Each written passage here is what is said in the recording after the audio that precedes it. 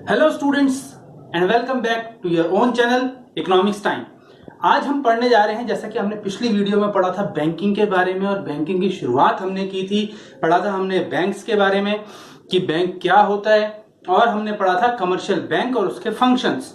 आज हम पढ़ने जा रहे हैं central bank, RBI. Yes, RBI के बारे में, जो कि इंडिया का क्या है, सेंट्रल बैंक है। मैंने आप लोगों को लास्ट वीडियो में बताया था कि सेंट्रल बैंक हर देश में या किसी भी इकोनॉमी के अंदर सिर्फ एक ही होता है। इसको क्या बोलते हैं, एपेक्स इंस्टीट्यूशन। ये क्या है, एक फाइनेंशियल एपेक्स इंस्टीट्यूशन है, मतलब किसी भी देश का सर्वोच्च या सर्वोपरि बैंक है, जो कि क्या काम करता है, जिसका काम है जितने भी कमर्शियल बैंक्स हैं उनको कोऑर्डिनेट करना, उनको कंट्रोल करना, उनकी मॉनिटरिंग करना और उनका सुपरविजन करना। मतलब कि as a monitor, as a supervisor, ये और इनका क्या करता है, कंट्रोल एंड कोऑर्डिनेशन करता है। किसका, जितने भी कमर्शियल बैंक्स हैं, जैसे कि एसबीआई, जैसे कि पंजाब नेशनल बैंक, जैसे कि आईसीआई बैंक, जैसे कि एचडीएफसी, एक्सिस बैंक, बहुत सारे और भी बैंक जो भी आप देखते हैं, जिनसे कि आप जो है जिन बैंकों के साथ में आप ट्रांजैक्शंस करते हैं, जिन बैंकों के साथ में आपका डायरेक्ट रिलेशनशिप है, वो सारे बैंक जो हैं वो कमर्शियल बैंक कहलाते हैं। और कमर्शियल बैंक जितने भी हैं उनको कंट्रोल और कोऑर्डिनेट करता है कौन, सेंट्रल बैंक। इंडिया का सेंट्रल बैंक कौन है, आरबीआई, जिसकी स्थापना 1 अप्रैल 1935 में हुई थी। ये डेट याद कर लीजिए, 1 अप्रैल 1935 में आरबीआई की स्थापना हुई, और उसके बाद से इंडियन बैंकिंग सिस्टम में एक ट्रेमेंडियस चेंज आना शुरू हुआ बैंकिंग सेक्टर के अंदर। ठीक है, उसके बाद में क्या है, अब हम पढ़ते हैं क्या सेंट्रल बैंक के काम क्या हैं, ये काम क्या करता है। तो एज एन इंडिविजुअल, एक व्यक्तिगत रूप से आरबीआई मेरे लिए क्या काम करता है, मेरे लिए कितनी इंपॉर्टेंस रखता है, मेरे लिए और आपके लिए भी कि कितनी इंपॉर्टेंस रखता है आरबीआई। क्योंकि हम क्या हैं, इस फाइनेंशियल स्ट्रक्चर के अंदर में हर कोई व्यक्ति जुड़ा हुआ है, चाहे वो जॉब कर रहा है, चाहे वो बिजनेस कर रहा है, चाहे वो सेल्फ एम्प्लॉयड है, किसी भी तरह का काम करने वाला व्यक्ति डायरेक्टली और इनडायरेक्टली जो है इस फाइनेंशियल स्ट्रक्चर के अंदर जुड़ा हुआ है। इसीलिए आरबीआई के फंक्शंस हमारे लिए बहुत ज्यादा जरूरी हो जाते हैं कि आरबीआई हमारे लिए क्या क्या सहूलियत देता है, क्या क्या हमारे लिए, किस तरह से वो हमें एश्योर करता है कि हमारा जो पैसा बैंक में डिपॉजिट है वो सेफ है या नहीं है, या किस तरह से वो हमारे लिए लोन प्रोवाइड करवा पाता है। मतलब बहुत सारी चीजें जो भी हम बैंकिंग स्ट्रक्चर के अंदर देखते हैं वो सभी। तो सबसे पहला फंक्शन आरबीआई का क्या है, सेंट्रल बैंक का फंक्शन पहला, इश्यूअर ऑफ द करेंसी। ये करेंसी को इशू करता है। जो भी आप नोट देखते हो ना, 10 का, 20 का, 50 का, 100 का, 200 का, 500 का और 2000 का, जो भी नोट है वो कौन इशू करता है, आरबीआई ही इशू करता है। उसको कोई भी कमर्शियल बैंक इशू नहीं कर सकता, वो ऑथोराइज्ड नहीं है।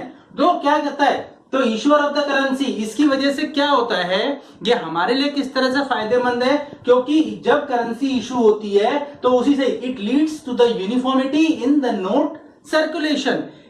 ये इंश्योर करता है इस चीज को कि हर स्टेट में, हर बैंक के पास में, जितने भी कमर्शियल बैंक है उनके पास, जितनी भी स्टेट्स हैं उनके पास में प्रॉपर नोट्स का सर्कुलेशन पहुंच पाए, प्रॉपर नोट्स का सर्कुलेशन हो पाए, कहीं पर भी नोट्स की कमी ना हो पाए। जो करेंसी नोट्स है उनकी कमी नहीं होनी चाहिए, ठीक है ना। It ensures the public faith in the currency system, जिसकी वजह से क्या होता है, ये फेथ होता है लोगों को करेंसी सिस्टम के अंदर हमारे, कि आज अगर मुझे पैसों की जरूरत है तो मुझे पैसे एनी टाइम मेरे मिल जाएंगे।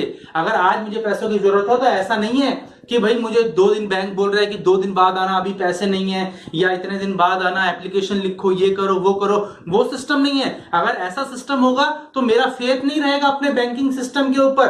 तो मेरा बैंकिंग जो सिस्टम है वो किसकी वजह से कंट्रोल्ड है, वो है आरबीआई की वजह से, क्योंकि वो है इश्यूअर ऑफ द करेंसी, और वो इंश्योर करता है कि हर एक बैंक के पास में, हर एक स्टेट के पास में प्रॉपर नोट्स का सर्कुलेशन हो, ठीक है ना, जिससे कि लोगों के अंदर में बैंकिंग सिस्टम के अंदर फेथ बना रहे। दूसरा क्या है, बैंकर टू द गवर्नमेंट। ये गवर्नमेंट का क्या है, बैंक है।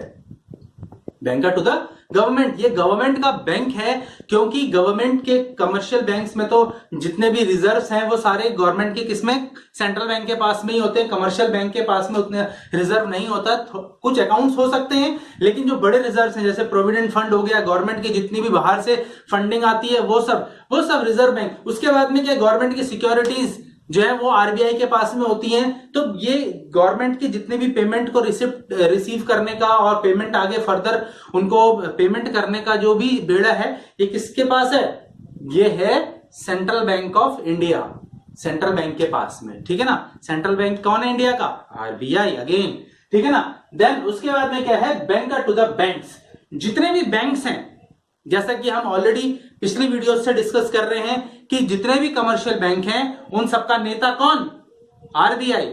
आरबीआई उन सबका कौन है, लीडर है, सुपरवाइजर है, मॉनिटर है, जिसकी वजह से ये सारे काम पॉसिबल हो पाते हैं। कमर्शियल बैंक्स के लिए भी आरबीआई, जैसे कि एक होता है ना, एक परिवार के अंदर एक मुखिया होता है, तो मुखिया का काम क्या है, बड़े डिसीजन लेना, बड़े काम करना। जो छोटे लोग होते हैं परिवार में, बाकी जो लोग हैं वो सभी उन्हीं के ऑर्डर पे चलते हैं। तो जो बाकी लोग जो हैं वो कमर्शियल बैंक्स हैं, और जो हेड ऑफ द फैमिली है वो आरबीआई हो गया। तो बैंकर टू द बैंक्स में क्या है, custodian of the cash reserve. ये कैश रिजर्व का कस्टोडियन है। कैश रिजर्व कैसे, कैश रिजर्व जितना भी है, बैंक को क्या करना पड़ता है, जितने भी कमर्शियल बैंक हैं उनको सेंट्रल बैंक को जो है कुछ ना कुछ सीआरआर के रूप में, ये हम आगे पढ़ेंगे, सीआरआर के रूप में क्या देना पड़ता है, रिजर्व रखना पड़ता है। वहां पे कुछ 5 से 6% जो है, जो भी डिमांड डिपॉजिट होता है, जो भी सेविंग डिपॉजिट होता है, उसका जो है वो 5 से 6% जो है रिजर्व के रूप में आरबीआई के पास रखना पड़ता है, जो कि जो है ये इंश्योर करता है, आरबीआई जो है उनकी गारंटी लेता है। RBI plays an as a role of guarantor as well. RBI क्या, एक गारंटर का रोल भी प्ले करता है, किसके लिए, कमर्शियल बैंक्स के लिए। मैं जो है एक्सिस बैंक पर बिलीव नहीं करता, लेकिन मैं आरबीआई पर बिलीव करता हूं, क्योंकि एक्सिस बैंक जो है वो डायरेक्टली रिलेटेड है किससे, आरबीआई से, क्योंकि उसकी गारंटी कौन ले रहा है, आरबीआई ले रहा है। क्यों ले रहा है गारंटी, क्यों ले रहा है गारंटी, क्योंकि एक्सिस बैंक उसके पास में रिजर्व्स जमा कराता है, जो कि कैश रिजर्व रेशो, जिसको सीआरआर कहते हैं, सीआरआर की फॉर्म में उसको डिपॉजिट कराता है एज अ सिक्योरिटी डिपॉजिट, ठीक है ना। कल को कई बैंक, जैसे बैंक में चोरी हो गई, लूटपाट हो गई, तो उस पैसे की जिम्मेदारी कौन लेता है, आरबीआई लेता है, ठीक है ना, क्योंकि वो क्या है, एक तरह से कस्टोडियन भी है किसका, कैश रिजर्व का। उसके बाद में lender of the last resort. Lender of the last resort का फंक्शन, ये बहुत ही इंपॉर्टेंट फंक्शन है। आज किसी भी कमर्शियल बैंक के पास में अगर मान लो मनी शॉर्ट हो गया, वो अपनी क्रेडिट रिक्वायरमेंट्स को पूरा नहीं कर पा रहे, फाइनेंशियल रिक्वायरमेंट को पूरा नहीं कर पा रहे जो कमर्शियल बैंक है वो, तो वो क्या करता है, जो है आरबीआई के पास जाते हैं, सेंट्रल बैंक के पास जाते हैं। सेंट्रल बैंक क्या करता है, उनको लोन देता है at the end, lender of the last resort, banker of the bank, banker to the bank इसीलिए कहते हैं क्योंकि बैंकों को भी ये लोन देता है, बैंकों की भी सारी फाइनेंशियल रिक्वायरमेंट को ये पूरा करता है। उसके बाद में क्या, क्लियरिंग हाउस, ये एक बहुत ही अच्छा फंक्शन है। क्लियरिंग हाउस जो है आज के टाइम पे बहुत ही इंपॉर्टेंट फंक्शन भी है ये, क्योंकि आज हम देखें तो हम किसी बैंक का चेक जो है किसी भी पर्सन को दे देते हैं। मैंने एक्सिस बैंक का चेक काटा और किसी एक मिस्टर एक्स को दे दिया, और मिस्टर एक्स का अकाउंट जो है एसबीआई के अंदर में है, तो वो जो है एक्सिस बैंक का चेक अपने एसबीआई के अकाउंट में डिपॉजिट करता है, और एसबीआई जो है वो चेक को क्लियरिंग के लिए एक्सिस बैंक के पास भेजता है। एक्सिस बैंक जो है आईसीआई सॉरी एसबीआई बैंक को जो है पेमेंट कर देता है। तो ये जो फंक्शन है, ये फंक्शन कौन प्ले करता है, ये प्ले कर रहा है आपका सेंट्रल बैंक, क्योंकि सेंट्रल बैंक की क्या है, क्योंकि ये सबसे रिजर्व लेता है, तो इसीलिए क्या है, किसी बैंक को किसी भी बैंक से किसी प्रकार के, क्योंकि गारंटर कौन है, गारंटर है आरबीआई। आरबीआई ने बोला कि भाई आपस में आप लोग एक्सचेंज कर लो, गारंटी मैं देता हूं कि ये भागेगा नहीं, एसबीआई भागेगा नहीं या एक्सिस बैंक भागेगा नहीं, पैसे देने की गारंटी मेरी है, और सबसे वो यूनिफॉर्म क्रेडिट रिजर्व जो है वो ले रहा है, या कैश रिजर्व जो है वो ले रहा है। इसीलिए जो है वो क्लियरिंग हाउस का फंक्शन जो है ये एक इंपॉर्टेंट फंक्शन है, ये भी याद रखिएगा। कोई भी चेक और किसी भी तरह के जो बिल्स ऑफ एक्सचेंज है वो सारे क्लियर कराता है किसी बैंक का किसी बैंक में, ठीक है ना। Controller of the money supply and credit, इसका अगला फंक्शन ये है कि ये क्या करता है, मनी सप्लाई को कंट्रोल करता है। मनी सप्लाई हमने मनी वाले चैप्टर में पढ़ा, M1, M2, M3, M4, है ना। तो ये मनी सप्लाई को कंट्रोल करता है, मार्केट में क्रेडिट को कंट्रोल करता है। मार्केट में क्रेडिट की अवेलेबिलिटी अगर ज्यादा हो जाती है तो ये रेट ऑफ इंटरेस्ट को बढ़ाने का काम करता है, ताकि मार्केट में क्या हो, जो एक्सेस डिमांड जो बढ़ गई है क्रेडिट की अवेलेबिलिटी की वजह से, उसको कम किया जा सके। ये हम अगले चैप्टर्स में पढ़ेंगे कि क्या होता है एक्सेस डिमांड, क्या होता है मार्केट में इन्फ्लेशन आ जाना, क्या होता है जब प्राइसेस किसी चीज के बढ़ जाते हैं वो। तो उस मार्केट में क्रेडिट को कंट्रोल करता है। क्रेडिट की अगर अवेलेबिलिटी कम है तो अवेलेबिलिटी को प्रोवाइड कराता है, और क्या कहते हैं, रेट ऑफ इंटरेस्ट को कम कर देता है, जैसे कि अभी हो रहा है। अभी क्या है, लॉकडाउन की वजह से इंडिया की इकोनॉमी जो है बहुत ही स्लो डाउन हो गई है। बहुत स्लो डाउन होने की वजह से बहुत बिजनेस का नुकसान हो गया। तो इसीलिए गवर्नमेंट ने क्या करा अब, या और जो है आरबीआई ने और जो है मिनिस्ट्री ऑफ फाइनेंस ने मिलकर के क्या डिसीजन लिया कि लोन प्रोवाइड कराए जाएंगे और उस पर रेट ऑफ इंटरेस्ट बहुत ही लो रखा जाएगा, जिससे कि मार्केट में जो है क्रेडिट की अवेलेबिलिटी को बढ़ाया जाए, मार्केट में क्रेडिट की जो रिक्वायरमेंट्स हैं उनको फुलफिल किया जा सके और मार्केट में डिमांड को दोबारा से मोबिलाइज किया जा सके। क्लियर हो गया। तो किस तरह से ये क्रेडिट को कंट्रोल करता है, एक बार दोबारा मैं बताना चाहूंगा, रेपो रेट और बैंक रेट के थ्रू। रेपो रेट क्या होता है, रेपो रेट वो रेट होता है जिस रेट पर सेंट्रल बैंक कमर्शियल बैंक्स को लोन देता है। याद रखना, कौन लोन दे रहा है, सेंट्रल बैंक कमर्शियल बैंक्स को लोन दे रहा है, ठीक है ना, शॉर्ट टर्म रिक्वायरमेंट्स को पूरा करने के लिए। कमर्शियल बैंक्स की शॉर्ट टर्म रिक्वायरमेंट्स को पूरा करने के लिए जब लोन दिया जा रहा है। बैंक रेट क्या है, बैंक रेट भी वही है। बैंक रेट वो रेट है जिस रेट पर सेंट्रल बैंक कमर्शियल बैंक को लोन देता है, बट ये कमर्शियल बैंक की लॉन्ग टर्म रिक्वायरमेंट्स को पूरा करता है। 10 साल 20 साल बड़ा लोन देता है, ठीक है ना, लॉन्ग टर्म के लिए। तो शॉर्ट टर्म के लिए लोन दिया तो वो रेपो रेट कहलाता है। बैंक रेट, और बैंक रेट क्या है, जब लॉन्ग टर्म के लिए सेंट्रल बैंक जो है कमर्शियल बैंक को लोन देता है उसको बैंक रेट कहते हैं। ओपन मार्केट ऑपरेशन, कई बार मार्केट में क्रेडिट की अवेलेबिलिटी को पूरा करने के लिए, शॉर्टेज को पूरा करने के लिए, गवर्नमेंट के डेफिसिट को कंट्रोल करने के लिए, फिस्कल डेफिसिट को कंट्रोल करने के लिए ओपन मार्केट ऑपरेशन चलाया जाता है आरबीआई के थ्रू। तो आरबीआई ओपन मार्केट ऑपरेशन के अंदर में क्या करता है, गवर्नमेंट की सिक्योरिटीज को ओपन मार्केट में सेल भी करता है और जरूरत पड़ने पर परचेज भी करता है। तो सेल और purchase of market security, government securities in the open market is called open market operation. तो ये हम पढ़ेंगे, ओपन मार्केट ऑपरेशन क्या है ये हम आगे पढ़ेंगे डिटेल में कि ओपन मार्केट ऑपरेशन होता क्या है एक्चुअली। लीगल रिजर्व रिक्वायरमेंट्स को पूरा करने का काम करता है, जैसे कि मैंने बताया कैश रिजर्व रेशो, सीआरआर अभी हमने पढ़ा कि जो जितने भी कमर्शियल बैंक्स हैं वो सेंट्रल बैंक के पास में एज अ सिक्योरिटी डिपॉजिट 5 से 6% का शायद स्लैब होता है। ये हर साल चेंज होता रहता है, ठीक है ना, हर फाइनेंशियल बजट के अंदर में इसका जो है फ्लक्चुएशन होते रहती है हर साल इसके अंदर में। तो वो जो है एक सिक्योरिटी डिपॉजिट है जो कि कमर्शियल बैंक को सेंट्रल बैंक को डिपॉजिट करानी होती है। उसके बाद में क्या है, स्टैट्यूटरी लिक्विड रेशो।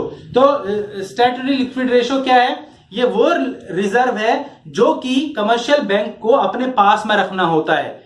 मतलब जैसे कि मैंने बैंक में 100 रुपए डिपॉजिट कराए तो बैंक ने क्या करा, उसमें से कुछ मान लो कि उसने 20 रुपए अपने पास में रखे और 5 रुपए जो है एसबीआई को, या sorry reserve bank of India RBI को डिपॉजिट करा दिए। तो 5 रुपए जो आरबीआई को डिपॉजिट कराए वो तो हो गया हमारा सीआरआर, 20 रुपए जो अपने पास में रखे वो तो हो गया स्टैट्यूटरी लिक्विड रेशो, जिसको हम एसएलआर कहते हैं। जब भी कभी डिमांड डिपॉजिट, जब भी कभी मनी की डिमांड आती है तो बैंक जो है कमर्शियल बैंक उन्हीं 20% वैल्यू में से ही पैसा जो है, जो विड्रॉई है उसको पैसा देता है, ठीक है ना, और बाकी जो पैसा बचा 75% उसको मार्केट में लोन के रूप में दे देता है। ये हम अगली वीडियो में पढ़ेंगे, credit creation bye commercial bank.